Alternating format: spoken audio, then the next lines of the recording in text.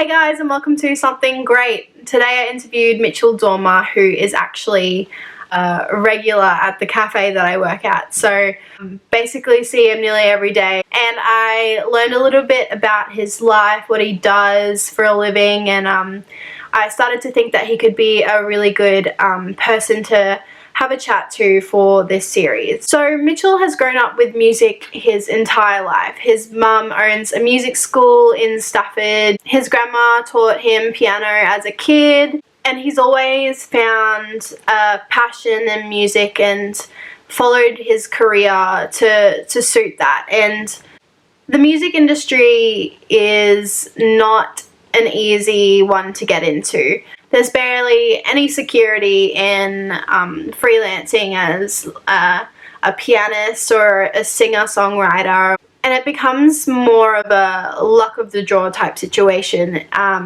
to how far you'll get with your music career.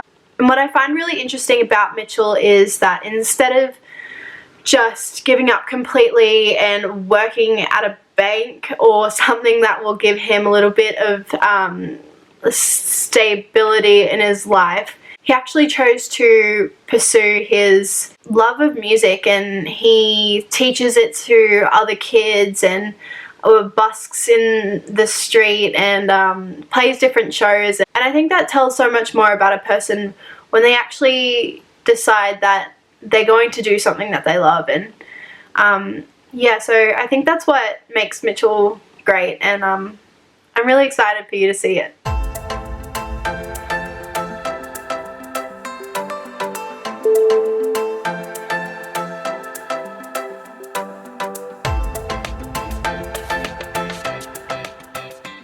So how did you first get into music? Well, I come from a pretty musical family. My mum was a singer when she was growing up. My nana was also a music teacher, and she actually taught me piano. When I was like 5, I started piano lessons. I just kept doing piano, and I got into uni after I finished school and studied jazz and piano, and then had a little break from that and then came back into jazz singing. How did you first get into teaching, the whole teaching side? Kind of came from the school that I was at. I stayed on after I finished grade 12 and just was like a tutor at that school and everything, and then I just had a few private students and stuff towards the end of grade 12. Yeah, it just so happened that they all went to the same school, and so the parents just got together and were like, can we get our piano teacher just to come to our school? And so I got a job at the school. I'm still teaching there now. It's just really like kind of blown up. Like I started with 2 or 3 students, and now I have like 40 at that school. So I've got maybe like 10 or 15 extra students I teach at my house or at their house and stuff. Wow, does that take up a lot of time? Yeah, I guess it's pretty good though, because I feel like I can balance it with gigs. How did you get into all of these different bands? And tell me a little bit about Ken Jennings. Me and a friend from school who's like a grade older than me, he plays drums. We kind of made a little duo. It was like a trio actually. It was me, him, and a saxophone player. And that was kind of like my first like gig, and we played at like Rick's in like 2011 or something like that. And from that, another friend who played guitar and bass, we decided to make this little project of like covering an entire Radiohead album. And so from that little idea, we actually just formed a band and everything. And the guitar player started writing songs, and we released like an EP and did like played shows in Toowoomba and all around Brisbane. What was that band called? Teapots. Teapots. Yes, check it out, Spotify. Does that have anything to do with tea towels? Yes, so that's why. So the first band, the trio, was called Teacups, and then when we had guitar and bass, it's Teapots, and then just me and the drums, Tea Towels.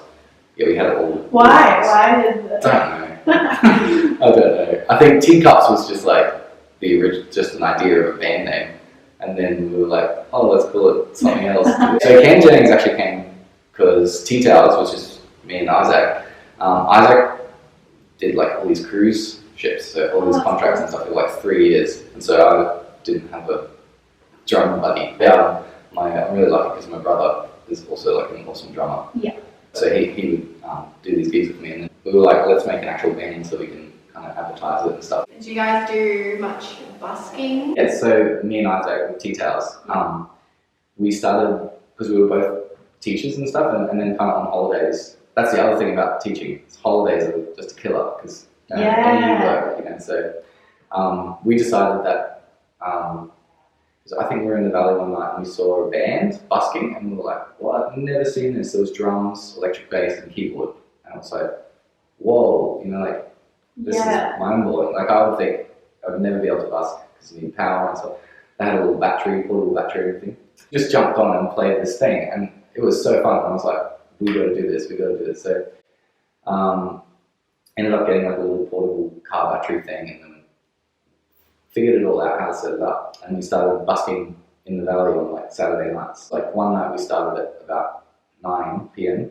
and played until like 6 a.m. the next morning. Oh wow! Yeah, because it was about at 3 o'clock when like everyone got kicked out of the places. Everyone just came, and there would have been about 150 people just like going mental. It was amazing. It was probably the best like musical experience I've had. The other thing too, like, do you get many people who actually aren't that supportive of you guys playing? 100%. It's just been like, there's been fights, there's been like pouring drinks over everything. It's like, it's a crazy thing. So, but that like just doesn't stop you guys from playing or anything? Definitely not. Doesn't, No. Yeah. The good definitely outweighs the bad. Yeah, I guess it's I guess it just comes from experience. I think the first time you're always nervous. You're always nervous to perform, and if you're not, it's a bad sign because it means you don't really care. So I think the little butterflies and stuff is always a good thing. And what do you kind of see for yourself in the future? Yeah, I don't know. I'm really enjoying what I'm doing at the moment. So if this keeps up, it's great. Like I've got like regular gigs and I'm loving my teaching and stuff. But I guess making original music and stuff. Because the music industry is so unstable, have you ever had just moments of doubt where you just think that you can't do this anymore? So, yeah. I think at the beginning of last year, I was like, maybe I should just go work in a bank. This is stressful. It's so stressful. But definitely there was a point I was just like, too hard. I just need like some stability, and just 9 to 5 would be awesome. I'm really lucky that I get to do this because I love it. Like it's never, there's always those days where it's just like, oh, it's boring or frustrating if people don't practice or whatever, that stupid stuff. But I'm really lucky that my days are filled with music and like playing and singing and stuff. It's really fun. Yeah. I think that Mitchell's story is completely inspiring, and just goes to show that when you're that passionate about something and you believe in yourself and you let all of the other worries float away, whether it be financial security or what people may be thinking of you or whether it was going to lead to anything in the future, if you just let everything else go and you focus on what you want to do with your life, I think that that's truly amazing. To see that Mitchell hasn't let any negativity bring him down and just focus on what he loves speaks great lengths. And I'm really excited to see where he goes in the future, and I'm excited to follow his story even more. So thanks so much for watching. If you want to see more, I post videos every Thursday, and next week I think I'm going to be doing a Q&A session. So if you've got any questions or just want to find out a little bit more about who I am or what I'm doing or why I'm doing this, you can leave some comments on my Instagram. I'll have a couple of stories up for that. Yeah, other than that, make sure to like, subscribe, tell your friends, and I'll see you next week. Thanks for watching.